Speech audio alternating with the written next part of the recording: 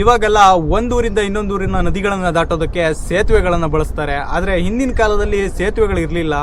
ಬರೀ ದೋಣಿಗಳ ಮೂಲಕ ಅಥವಾ ತೂಗು ಸೇತುವೆ ಮೂಲಕ ನದಿಗಳನ್ನು ದಾಟ್ತಾ ಇದ್ರು. ಇದೇ ರೀತಿ ತೂಗು ಸೇತುವೆ ಮುಂದೆ ಇವತ್ತು ನಾವಿದ್ದೀವಿ. ದುಡ್ಡೇನ್ ಸ್ವಾಮಿ ತಲೆ ಎಡ್ಕರು ಸಂಪಾದನೆ ಮಾಡ್ತಾರೆ, ಜನರನ್ನ ಜಾಗೃತರನ್ನಾಗಿ ಮಾಡೋದು ಅದೇ ನಮ್ಮ ಉದ್ದೇಶ. ನಮಸ್ಕಾರ ಗುರುಗಳೇ, ಎಲ್ಲರೂ ಹೇಗಿದ್ದೀರಾ? ನಾನಂತೂ ಸುಮಾರಾಗಿದ್ದೀನಿ. ನೀವೆಲ್ಲರೂ ಕೂಡ ಚೆನ್ನಾಗಿರ್ಲಿ ಅಂತ ದೇವ್ರ ಹತ್ರ ಕೇಳ್ಕೊತೀನಿ. ಆವಾಗಿನ ಕಾಲದಲ್ಲಿ ಒಂದು ಊರಿಂದ ಇನ್ನೊಂದು ಊರಿನ ನದಿಗಳನ್ನು ದಾಟೋಕೆ ಸೇತುವೆಗಳನ್ನು ಬಳಸ್ತಾರೆ. ಆದರೆ ಆವಾಗಿನ ಕಾಲದಲ್ಲಿ ದೋಣಿಗಳ ಮೂಲಕ ಹೋಗ್ತಾ ಇದ್ರು, ಇಲ್ಲ ಅಂದರೆ ಇದೇ ರೀತಿಯ ತೂಗು ಸೇತುವೆ ಮೂಲಕ ಹೋಗ್ತಾ ಇದ್ರು.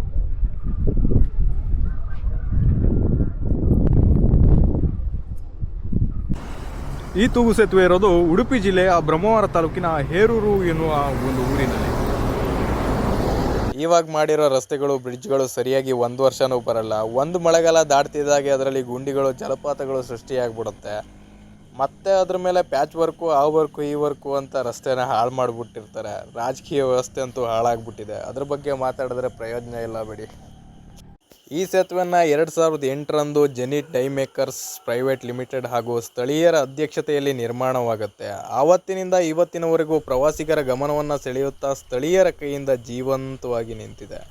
ಇಲ್ಲಿ ಯಾವುದೇ ರೀತಿ ಎಂಟ್ರಿ ಫೀಸ್ ಇರಲ್ಲ. ಹಾಗಾದರೆ ಮತ್ತೆ ತಡ, ಈ ಸೇತುವೆ ಮೇಲೆ ನಿಮ್ಮನ್ನು ಕರ್ಕೊಂಡು ಹೋಗ್ತೀನಿ, ಬನ್ನಿ ನನ್ನ ಜೊತೆ.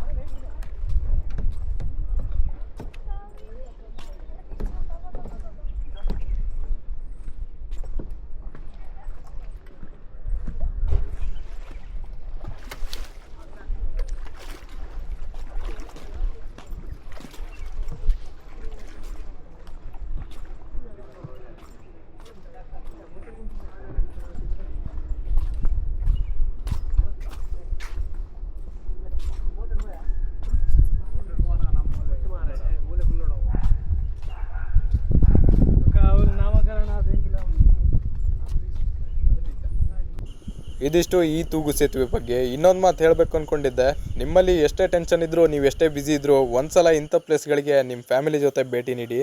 ನಿಮ್ಮ ಮನಸ್ಸಿಗೂ ನಿಮ್ಮ ಮನೆಯವ್ರ ಮನಸ್ಸಿಗೂ ನೆಮ್ಮದಿ ಸಿಗೋದ್ರಲ್ಲಿ ಎರಡು ಮಾತೇ ಇಲ್ಲ.